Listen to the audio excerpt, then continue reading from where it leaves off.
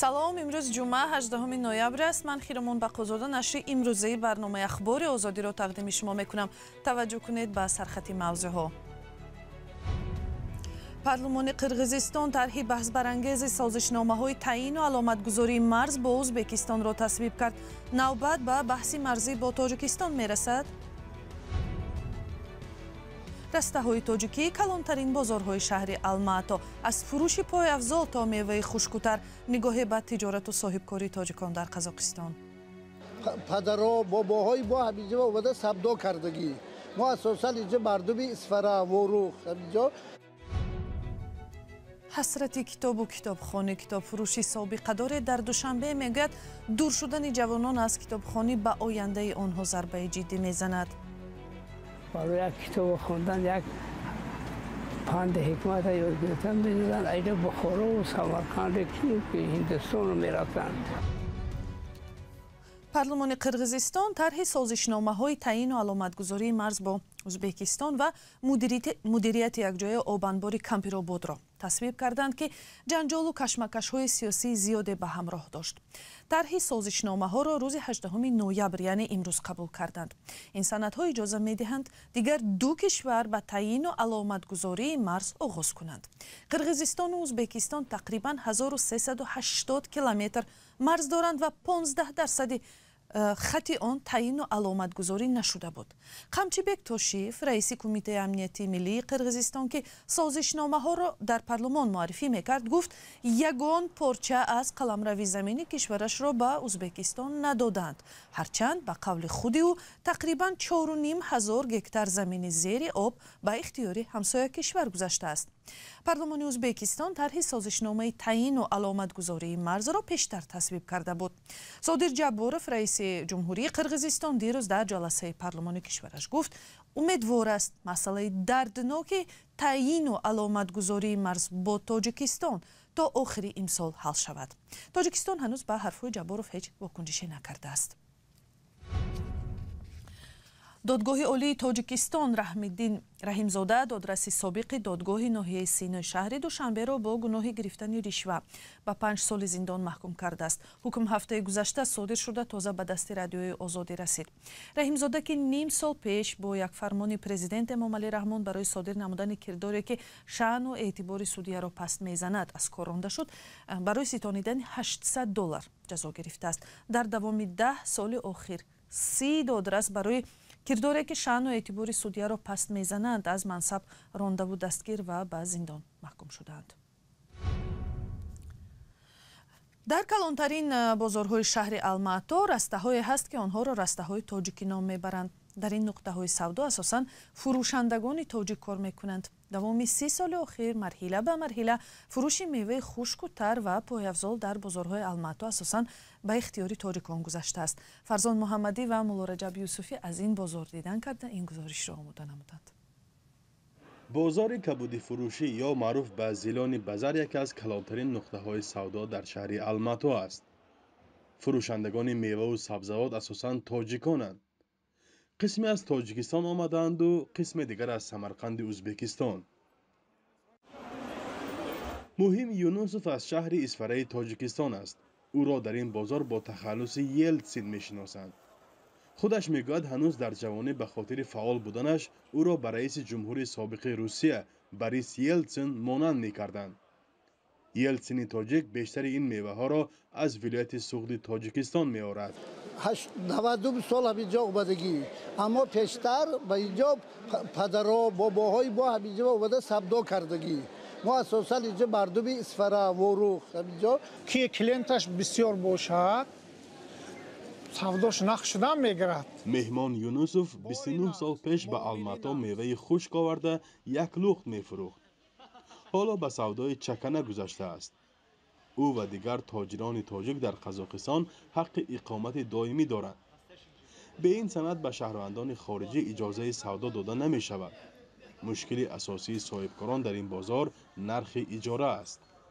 من میخوام کسری اپرات هر یک سومی فروختگی ما چکش میبریم. این مسئله انداز با سونی аренда мегӯ аренда ҳайко аренда мегӯям акун розиман переводаш тоҷикӣ намедам اجاره میتین اینجا اجاره برای بازار میتین برای بازار اجاره отдельно налог отдельно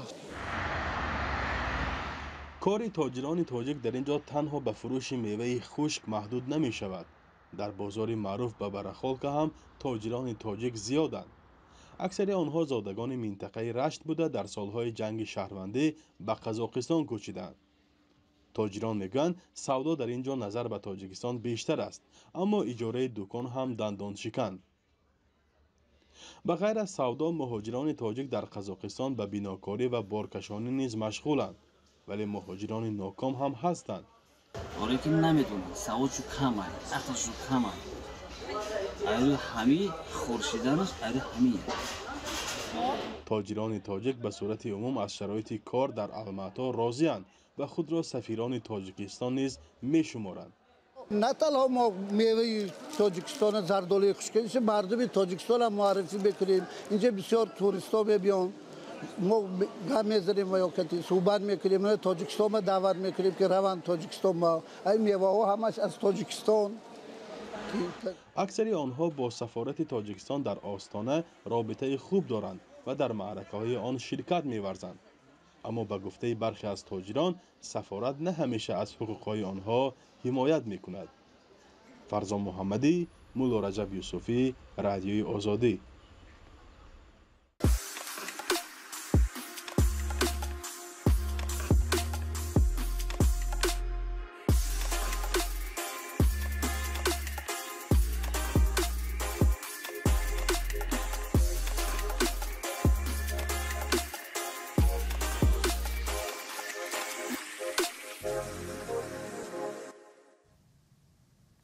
شما در این آخرها از خود پرسیدید که کی باری آخر کتاب به دست گرفته بودید؟ یک آموزگار و کتاب فروشی سابقه داره در دوشنبه میگوید با وجود همه مشکلات کتابخانه باید عادت شود و به خصوص جوانها باید مطالعه رو قربانی معتادی به اینترنت نکنند. شیرالی حاتموف که یک کتاب فروشی دوشنبه را میچرخاند از آن حسرت دارد که مقام کتاب و کتابخانه امروز پایین رفته است و این چیز به آینده جوانان ضربه جدی میزند. با این پیری کتاب فروش همکارم شهلای عبدالله شناس شد. شیرالی حاتموف 75 ساله کتاب فروش است، اما نه از روی ضرورت بلکه به خاطر معرفت جوانان. کتاب پیشروی حق، پیشروی دولت. خیلی شما فکر کنید که همه آدم وقتی پیری نبود، همه آدم وقتی بودن، چه خوندن؟ همه کتاب خوندن که آدمشن برای کتاب خوندن یک پند حکمت یاد گرفتن می‌دادن. اینا بخارا و سمرقند که هندوستان رو می‌رفتن.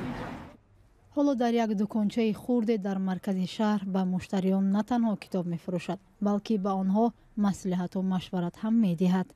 شدم میگه که سویت کلاس کارم شد می‌داشت. سعدی، حافظ، عمر خیام، نظامی گنجوی، بیدی، یک چیزای بزرگنده کتاب. وقتی این کتاب می‌خونده خیلی آدم راحت می‌کنه، کیفیت می‌بره. در این دکانچه خرد و تنگ از 300 تا 500 کتاب جای می‌گیرد. کتاب‌ها را عادتاً ساکنان می‌آورند. روزانه 5، 8 و یا بعضا وقتا تا 15 کتاب فروخته می‌شود. کتابدار و کتاب فروش دارای تجربه 20 ساله بر این است که توجه جوانان به کتاب خیلی کم شده است. تنها نفرانی که تحصیل می‌کنند از روی مجبوریت کتاب می‌پرسند. خونی چیکار میکنید؟ پالون خیلی پالون آدمی نخوندید چی نشید خیلی تحصیل بودی خطا هست. خطا چیز با نخونی آدم آینده باید بگید بخونی یا تربیه کنی. مشتریان میگویند هرچند کتاب‌های این دکان نو نیست ولی هم از روی نرخ و هم افزو برای دوستداران کتاب دسترس و پسند است. کتاب این چیزی است که وای کهنه نمی شود، ماهیت بزرگ دارد. برای همین گرچند صفتش هم وای رود، صفتش فرسوده می گردد، حرفاش خیره میشن لیکن ماهیت اصلیش گم نمی شود. میبینن از همینجا دسترس میکنن. این مرد که 38 سال عمرش را در کار آموزگاری سپری نموده است برای بهبودی وضع کتابخانه پیشنهادی دارد. دولت اهمیت با سیستم معرف با بلند برداشتن در کار بگذارم همشه سیستم معرف دادن در کار برای که من یک کتاب خوندم در سال جنگ دوم جهان وقتی که میزنن مدرسه که خیلوسی میزنن همه میسوزده بعد همه علمون جمع میشن میگه چکار کردن در کار یکی ما باید همه بوزه را در معرف سیستم معرف بعد مثلا میکنم بوزه را همه سیستم معرف میتن بعد یکی ژاپن یک دولت پرخواد بود در دنیا ممکن پرخوادترین ژاپن باشه که اینوش پیش رفته اگه ایسو بشه ایسو سیستم معرف حکومت برای تبلیغ کتاب و کتابخوانی آزمون فروغ صبحی دانایی می‌گذراند. این آزمون توجه را به کتاب بیشتر کرده است ولی به چنین شخصانی که هر روز با جوانان سر کار دارند و هر روز آنها را به کتابخوانی دعوت می‌کنند تشبوس‌های بزرگ کم ثمر خواهند بود. و یادآور می‌شویم دزدوران فوتبال در انتظار حادثه مهم سال هستند. از 20 نوامبر تا 18 دکبر در قطر 32 منتخب بهترین عالم برای جام جهانی سال 2022 سبقت خواهند کرد. طبق حساب‌های تخمینی قطر در دوام 12 سال آمادگی به میزبانی این مسابقه مهم بیش از 200 میلیارد دلار صرف کرده است. دسته غالب 44 میلیون دلار جایزه خواهد گرفت. اما در عرصه مسابقه حامیان حقوق و دستاندرکاران فوتبال اظهار نگرانی میکنند که این کشور خرد خاورمیانه قدرت قبول مقدار بزرگ سیاحان را ندارد و یا احترام حقوق اقلیت ها را به جا نمیآورد. گزارش اسکندر خواجه میرزاده در این باره. روز جمعه منتخب فوتبال اسپانیا وارد قطر شد. سرمربی دسته برنده جام جهانی سال 2010 لوئیس انریکه باور دارد که فوتبالبازان اسپانی ناکامی‌های 2 جام جهانی اخیر را کنار گذاشته این دفعه تا بازی فینالی می‌رسند. ما از خوف محو نشده از قوه آزمایی اول تا آخر حمله خواهیم کرد. با هدف تماشای هنرنمایی 32 دسته بهترین فوتبال جهانی در جام قطر 2022 روزمره تا 900 هواپیما در 2 فرودگاه این کشور به زمین می‌نشیند. مأموریت جام جهانی پیش بینی می‌کند که 5 میلیارد نفر مسابقه را توسط تلویزیون و کمش 1,200,000 سیاح خارجی در ورزشگاه‌های قطر تماشا خواهد کرد. بعضی هواداران فوتبال اصرار می‌ورزند که قطر از حساب فساد در اتحاد بین المللی فوتبال فیفا میزبانی جام جهان را صاحب شده است. آنها پیشنهاد کردند که جام جهانی بایکوت کرده شود.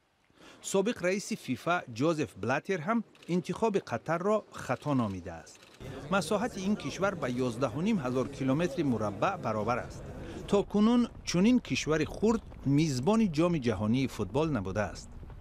منتخب فوتبال هلند تصمیم گرفته است که مهاجران کاری مستقر در قطر را به تمرینگاه‌هایش دعوت کند. به قول سرمربی این دسته لوئیس ون هال به این وسیله احترام به حقوق کارگران نشان داده می شود.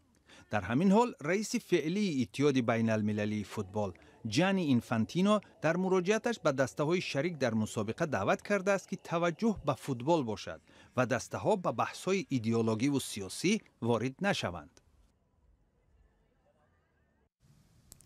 در همینجا نشر امروزه برنامه اخبار آزادی به پایان رسید ولی خبرهای نو و مهم را از سامانه azadi.org و صحیفه های رادیوی آزادی در فیسبوک و اینستاگرام و تلگرام و تیک تاک و همین کانال آزادی ویدیو در یوتیوب دریافت کنید.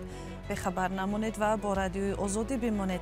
صبح روز دوشنبه همکارانمان از شهر دوشنبه و پراگ شما را با خبرهای تازه دیگر آشنا می‌کنند. تا دیدار در برنامه ها.